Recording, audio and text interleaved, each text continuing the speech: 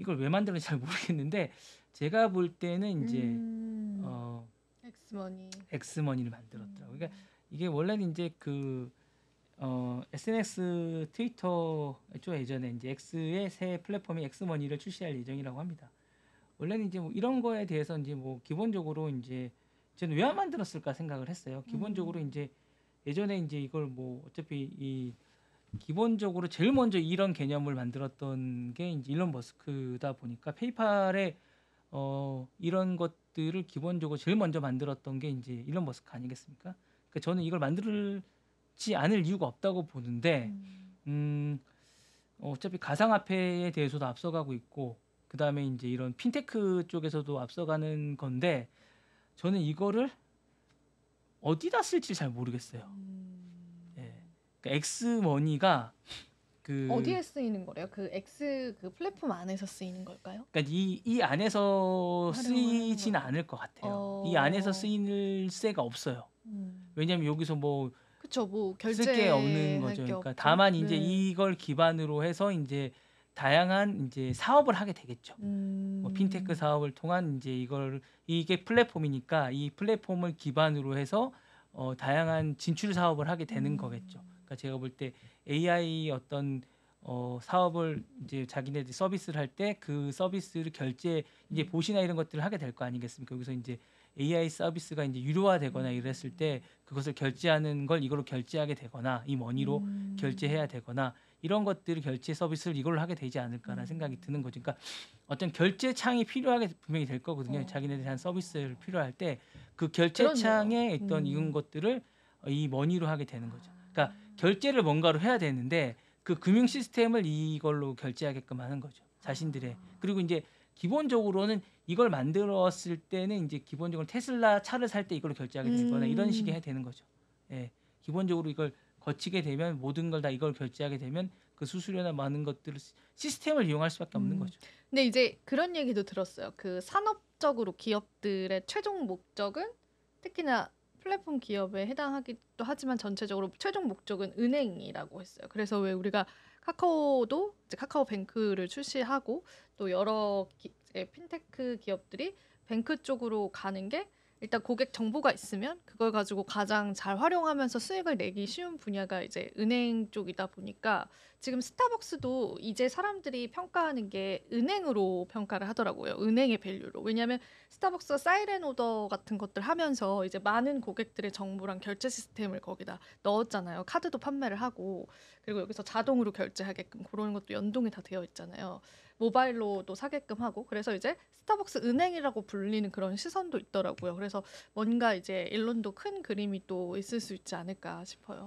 근데 이제 제가 약간 다르게 보는 건 뭐냐면 이제 그 신세계가 이제 그거 국내권에 인수를 완전히 했잖아요. 네네네. 스타벅스 신세계. 그래서 또 다른. 네, 좀 다른 개념 같기는 해요. 그러니까 이제 국내 신세계 스타벅스는 국내계 신세계 100%다 인수를 했잖아요.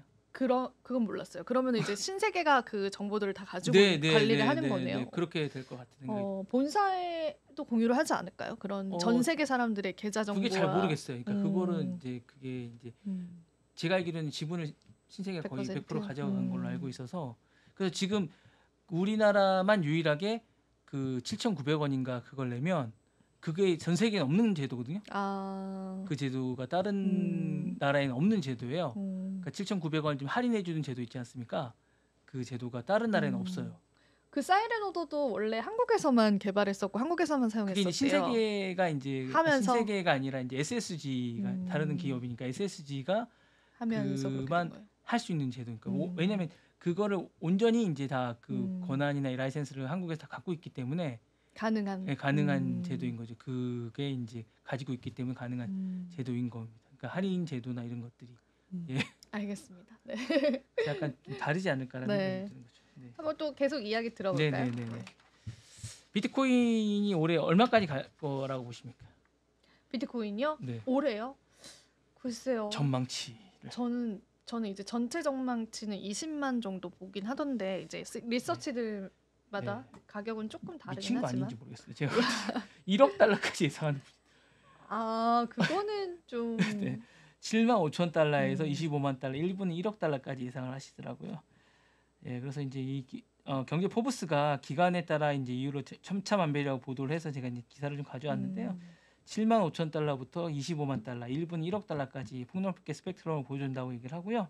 그래서 이제 가져와봤습니다. 그래서 이렇게까지 이제 보고 이제 여러 가지로 이제 본다고 해서 제가 이제 좀 가져왔습니다. 신중하게 보시는 보수적으로 보시는 분들은 이제 7만 5천까지 보시고요.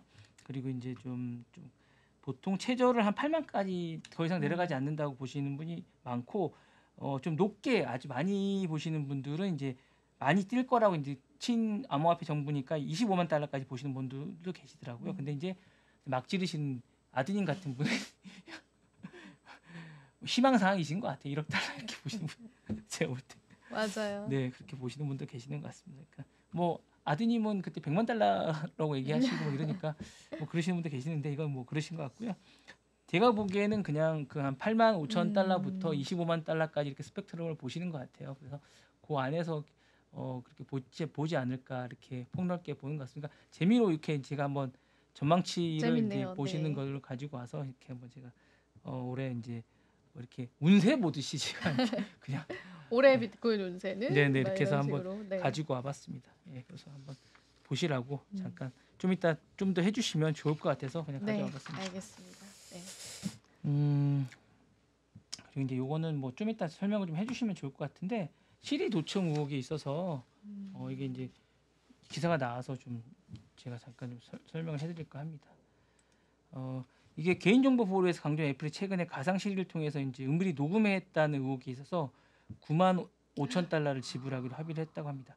캘리포니아 오클랜드 연방법원 현지 시간 2일 애플이 이제 10년 동안 시리에 탑재된 아이폰 및 기타 기기를 통해서 사용자 녹음을 5년간 무단 녹음을 했다고 해서 이제 5년간 소송을 해결했다고 이제 밝혔는데요. 이 소송에 따르면 시리는 사용자가 시리야 하고 이제 트리거 단어를 사용하지 않아도 대화를 녹음했고 일부 그 녹음된 이 내용이 광고주하고 공유된 것으로 드러났다고 합니다.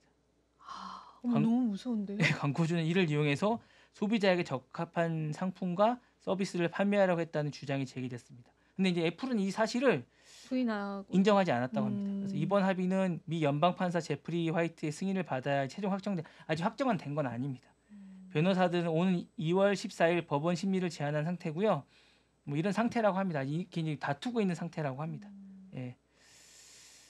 사실 뭐 애플은 그동안 개인정보 보호를 핵심 가치로 내세웠고 특히 이제 팀 쿡은 기본적인 인권을 강조했기 때문에 이 사건은 사실은 이제 애플에게 이제 결정이 나면 치명적인 큰 타격을 입을 가능성이 있고요.